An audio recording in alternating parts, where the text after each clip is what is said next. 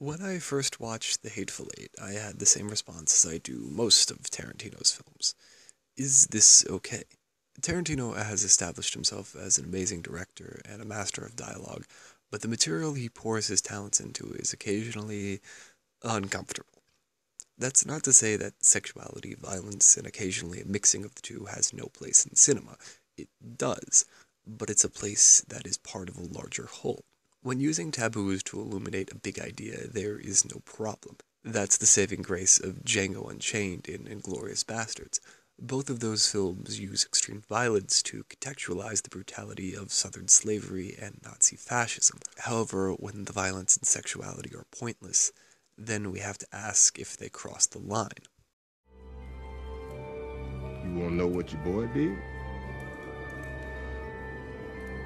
I pulled my big black pecker out my pants, and I made him crawl through the snow on all fours over to it.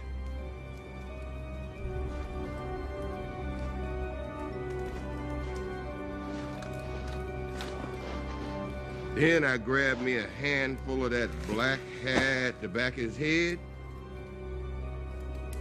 and I stuck my big black Johnson right down his goddamn throat.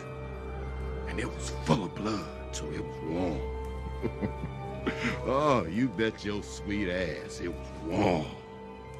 And Chester Charles Smithers sucked on that warm black dingus for long as he could.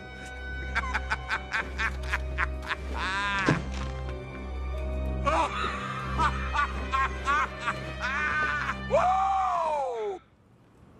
You starting to see pictures, ain't you? The Hateful Eight exposed me to a new dynamic of film's relationship with social taboos. Tarantino pits raw artistic merit against social perceptions of what is acceptable. The film is brilliant, but the tale is terrible. I won't claim to be wise enough to know if artistic merit justifies eroding social morals, but the trade-off needs to be discussed, especially as we drift more from fiction that illuminates big idea to escapism that shelters us from big ideas.